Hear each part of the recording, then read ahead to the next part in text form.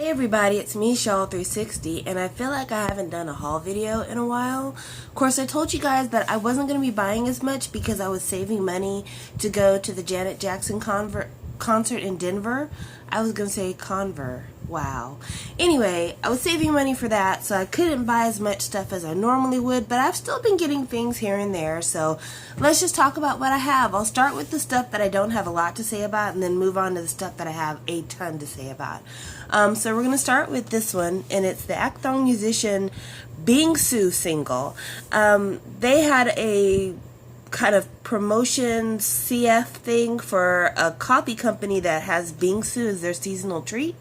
And they did a whole video singing about Bingsu, and it is the cutest thing on earth, and I thought the song was adorable. And it's weird to me because I don't own their other album, which I desperately need to play, but I own this. But it was cheap too, like it was $4, and I was ordering something else, and this didn't increase my shipping cost any, so that's why I got it. But here's the front, and it's just a single, guys, nothing special. Here is the back. Here is the side, which is not very clear. It's not going to focus, I don't think. Yeah, it's not going to focus. And then here is the inside. That's the disc. There's nothing behind the disc. This is it. There's nothing else. And then here are the credits. And that's that. It's a cute song. I don't see a lot of people wanting to get it because, like I said, it's the theme to a commercial. But, you know, I thought it was adorable. And then I also got this. This is the single Isn't There by the group Playback, and it features Eric Nam. This is a brand new group, Playback. They've had a couple of singles, but this is the first physical thing that I've ever been able to buy from them. I really liked their single Playback. You can get it on iTunes, I believe, but I liked this single a lot too, and because this was the first physical thing I could find from them, I went ahead and I got it. But the girls are not only very cute, as you can tell, but they have a really good sound. Like, their single Playback is a really upbeat, dancey song. This is more kind of a coffee shop kind of sound, but this works for them too, and I'm glad to see that. They're very kind of multi-genre, which I think that's cool for a group to be able to go here and there. And even though they can do all these different genres, it's not like their look changes significantly depending on who they are or what kind of song they're singing. And I like that too. Like, this look here is not very different than the look they had in the Playback single. I was just trying to see if I could get the names. You can't really see. There's names here on the side, but you can't really read them very well because it's very, very light. But yeah, I haven't seen a lot of unboxings of this, so that's the reason why I'm showing all the pages. This is just a simple digipack, but considering that this is a single, you're actually getting a lot of content for what you paid for. So I like it. I think it's pretty cool. And as you guys can tell, I am using my tripod, so that's why I can two-hand this. It's nice. This is the second tripod that I ordered. This one was super cheap. I want to say that this tripod was $5 maybe? Something like that.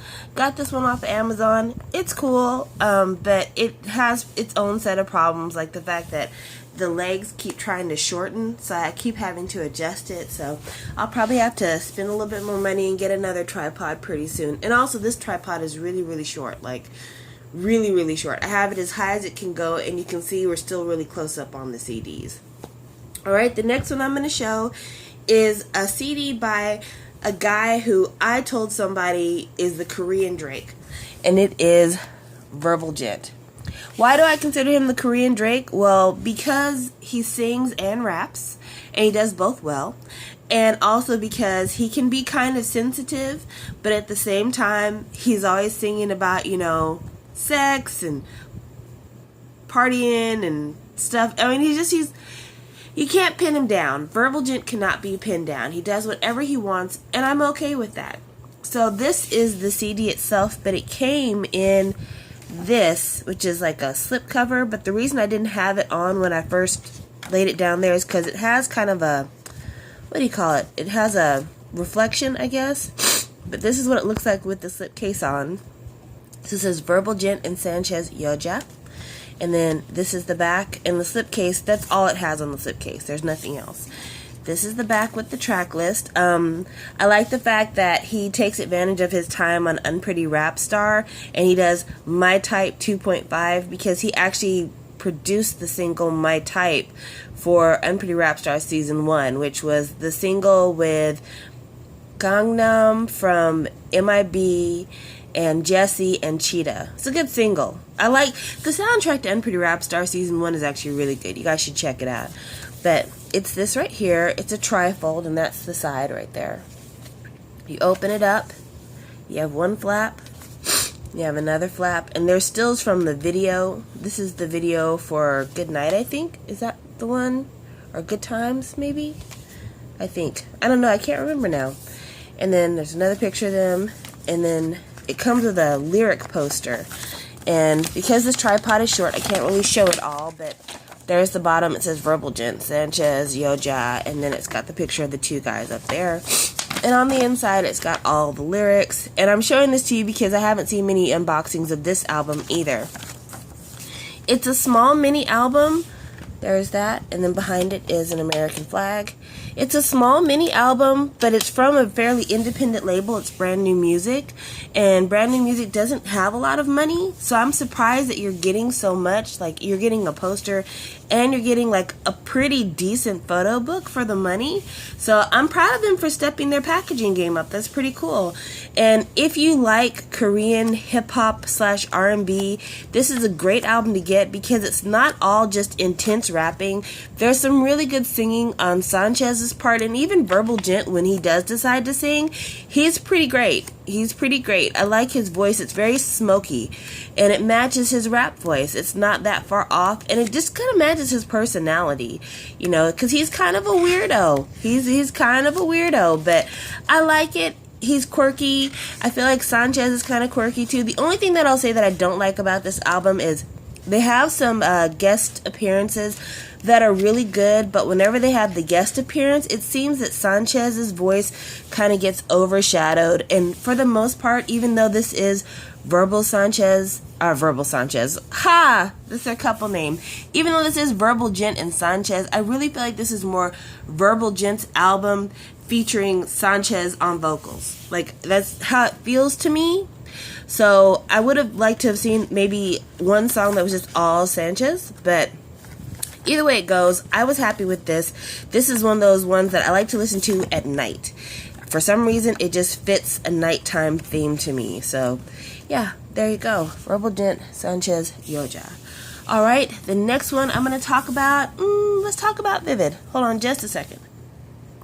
So, Vivid. The opinion I have of this album, I'm going to share it with you, and don't take it the wrong way, because I think that Ailee is a really talented singer, and I like a lot of her music, but this is the first project of hers I've ever purchased, because prior to now, everything has been a mini album.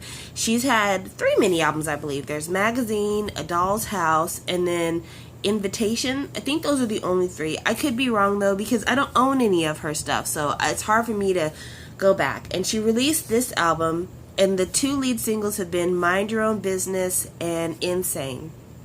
And I have to say, I love the video for Mind Your Own Business. I think the video is really cute. But I like the song for Insane more, and I kind of wish that they never did the video for Mind Your Own Business. And I just want to talk about Ailee for a second, because she's somebody who is so important in K-pop to me, because she represents the dream of a lot of international fans, especially international fans who maybe have Korean heritage, but they've never been raised in Korea, or they don't speak Korean very well. She was able to make it onto the scene and prosper and become a big artist and win awards, even though she wasn't really raised in Korea, and she had to go through a bit of a culture shock. She also was able to overcome the nudity scandal for the nude pics that were released of her. So, I mean, I respect her a lot. But I've always felt like nobody knew what to do with Ailee. Like, her career, in the beginning, they wanted to have her do big ballads, I guess. And then they said, well, you know, ballads are okay, but she also has the ability to be kind of, you know, Beyonce-ish, you know, because she can dance and she can sing. So let's start molding her in that vein. So they kind of took that whole Beyonce Crazy in Love era, and they stuck her there. And that's just kind of where all of her singles have been for her releases. And while it's cool that she can do that, a lot of people have said that, you know, all of her latest singles sound a lot alike. The lead singles or lead tracks from her projects. And they're not wrong. Mind Your Own Business and Don't Touch Me have a very similar instrumentation sound. And this album, all the songs don't sound like this. In fact, what's weird is that on this album, all of the songs sound different. But I feel like maybe her company doesn't know what to do with her. Like, they want her to be able to do the big ballads, but they also want to market her as a Korean Beyonce. And I think with Ailee having the amount of talent she has, she doesn't need to be either one. I feel like she just needs to be Ailee. And I think that they need to sit down. We're 4 projects in. They need to sit down and decide, what is she? What does she like? Who's she going to be? And then just stick to one concept. Give her a concept album from front to back where it's solid thematically, the writing is spot on, and that it's a style that doesn't mimic any Western artist. It's a style that's just for her. I mean, because even in this little album here, and it's your standard packaging that I love. You can see the track list right there. Can you see it? It's the standard packaging I love, you know, foam, CD on one side, booklet on the other. But look at this booklet. She changes concepts every other page. See?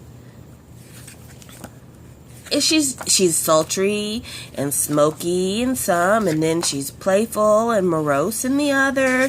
I mean, they don't even stick with one concept for the photo book. They can't stick with one concept for her music. And I want her to have an album that when you listen to it, you're like, oh wow, so that's who Ailee is. Instead of having an album like, Ailee can do anything. I mean, that's cute maybe the first couple of projects, but we're 4 projects in. I get it. Ailee can do anything. But give me who she is at the core. Give me an album that says Ailee from front to back. Give her a bass. And when I say bass, I mean Jonghyun, which leads me into Jonghyun's album. Okay, so this album is one of those albums that I hate to say this because I never want to discourage people from buying K-pop, but don't buy this album if you're buying it on the strength of SHINee, because you're going to be so disappointed. I bought this album because I love SHINee, but also I really, really loved bass. And even though I loved bass, this album is nothing like bass. Well, I take that back. It is like Beautiful Tonight from bass, and it's kind of like Neon a little bit. It's a jazz album. Like, I don't know why nobody has said this so far, but this album is not a K-pop album.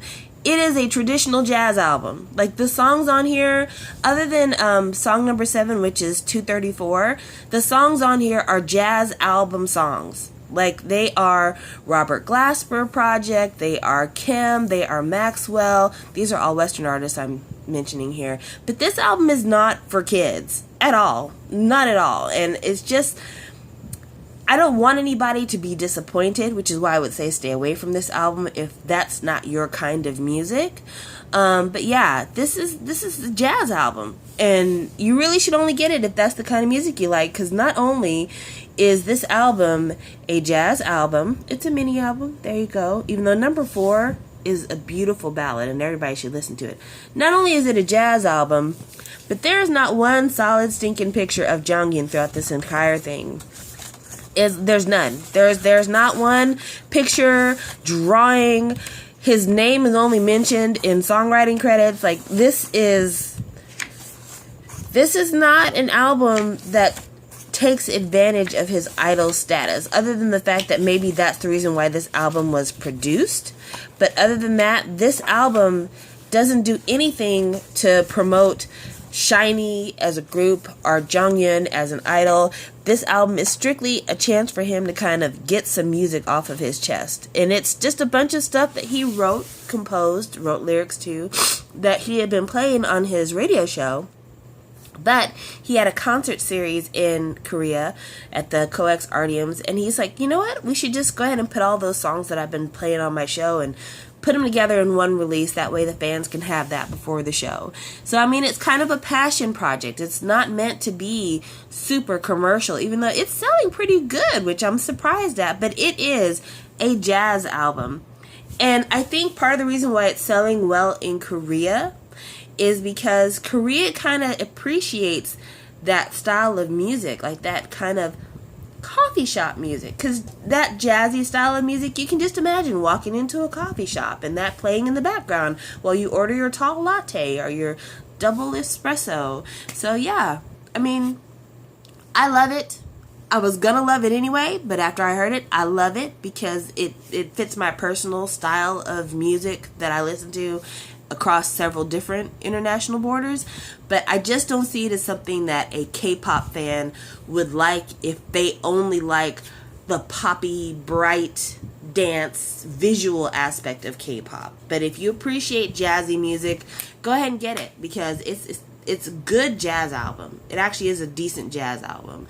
You can tell that he loves Maxwell. Like on these songs, you can tell.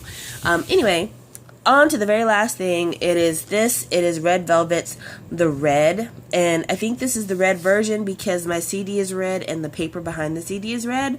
But this is an album that I'm really glad that I got because it really helped me to kind of understand this group better. So here is the front. And then the side, the back, then the side again. And I don't think you're going to be able to see the credits there. Nah, it's not going to focus. I'm sorry, guys. It's not. Let's see if I can. Oh, there you go. Hey.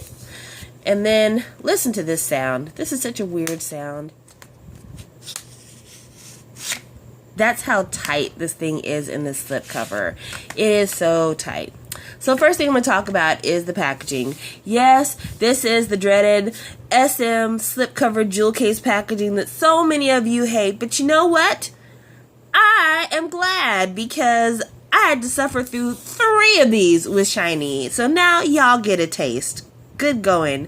When are you going to do this for the rest of the groups on SM's label? Because I don't think it's fair to only do it with Red Velvet and SHINee. I want you to do it to Super Junior. I want you to do it to Girls' Generation. I want you to do it to EXO. I want everybody to get a piece of this jewel case goodness. That way, I don't have to be resentful of the fact that only the special groups get the special packaging. But yeah, this is Red Velvet's The Red. It's their first full-length album, and a lot of people have said that this album was supposed to represent the red version of their group. So supposedly this group has 2 kind of versions. There's the red, which is supposed to be like the funky, kind of, you know, outrageous, totally kind of quirky, off-the-wall, almost FX style of music for this group. And then there's the Velvet, which is supposed to be the be natural, the automatic, the sultry, smoky, emotional side of the group. And so this is supposed to be kind of the red version. And listening through this, there are no like serious ballads on here. So I totally get that this is the red version. Like I see that. But I was trying to think to myself, well, if this is the red version, where's the Velvet version? Like, will this be repackaged as the Velvet? Because usually with a repackage, you add 3 or 4 songs, but that wouldn't necessarily turn this album into a fair Velvet ratio. But then I went back and I listened to the first mini album, Ice Cream Cake, and I realized that mini album is Velvet. Like, I didn't get that when I first listened to it because they only had the one release at the time. But yeah, when you go back and you listen to Ice Cream Cake, it's a lot more Velvet than Red. Yes, Ice Cream Cake was the big single from it, and that was, you know, completely Red. But yeah, it's a lot smoother. It's a lot more mid-tempo to lower tempo on Ice Cream Cake. And actually, listening to this album with its kind of quirkiness really made me appreciate Ice Cream Cake. And I feel like they're actually really good companion pieces to each other if you listen to them back to back. I have to say, I really, really love this album. To me, if I had to call this album one thing, I would call it Instagram music. And I know that sounds really weird, but this is the kind of music I can imagine people like in their car on a road trip with their girlfriends and taking pictures to post on Instagram, or having a song playing in the background that they're going to lip sync to while they do like a quick Vine video or something. Like, there's just a lot of like little quotable moments throughout a lot of the songs here, and I give the credit for that to their vocal coach. Whoever is the vocal coach / vocal coordinator for this album, they're doing some beautiful things with harmony. Like, the background music for this album is good, but the background vocals for this album are legendary. Like, they're working their ass off to give these girls a really cool vocal sound. But one thing I do have a concern about is poor Wendy. Wendy, you are the hardest working woman in show business right now. Like, her voice is the anchor for this entire album. And I just hope that this group will do what SHINee has done, and they'll kind of grow around Wendy's voice. Because while there are competent singers in this group, you couldn't have this group if Wendy decided to leave, or if something happened to her and she had to go on vocal rest. This group wouldn't work. It just would not work. She is carrying the load for them. And it's okay for now because y'all are starting out and everybody's getting their voice together, and also these girls are really young, but I need them to grow in that direction with her because she's gonna need a break. Y'all are gonna wear her out, so please, find a way to make that all work together. And then this is the photo card I got right here. It is the group photo card. But yeah, packaging wise, like I said, I'm not complaining because y'all did this shit to SHINee. I'm so glad to see another group is getting it too, and I need EXO to be the next one to get it. Spread the love. But overall, I have some great music here. I really like Verbal Sanchez's album. I think it's excellent for nighttime driving, or, just if you're in the mood for something a little bit sexier, a little bit more Drake-ish. I love Red Velvet because, like I said, it's Instagram party music. It's music you listen to when you're having a sleepover with your friends. If you just are feeling cute and you want music that goes along with the cute attitude you have going. I love Isn't There. It's very coffee shop, mellow mood, getting ready for fall, watching the leaves turn colors. Jonghyun's album, it's very jazzy. If you're in the mood for something to listen to as background noise and you really don't want to pay attention to lyrics, but you want something that sounds really great, go ahead and put on Jonghyun's album. It's going to sound wonderful. Vivid, I don't even know what scenario you would listen to that under unless you're like, I really need to listen to an Ailee album, because honestly, it floats from mood to mood to mood. So I don't understand what circumstances you would listen to that, or it would be working other than just, I want to listen to Ailee. You know what? Ailee's album would be great for Tumblr browsing. That's what that album would be great for. You put that on the back and you start going through Tumblr, and since everything on Tumblr is so scattershot anyway, the album would match perfect. And then lastly, for cute little Bingsu, listen to that if you have kids that you're babysitting. They'll love it. Alright guys, this has been a long haul. I hope you appreciate it. I have another one coming soon. Talk to you later. Bye. Oh, before I go, I am subscribed to a whole bunch of great channels thanks to you guys, but one of the greatest things that's happened is that I'm subscribed to people who are subscribed to me. I recently subscribed to Onu Mania and K-Pop Lunatics, and I like their channels, and Aaron Nolza, I'm subscribed to him, and I'm going to leave links to their channels down below, so get to know them because they're friends of mine and I like them very much. I'll talk to you guys later. Bye!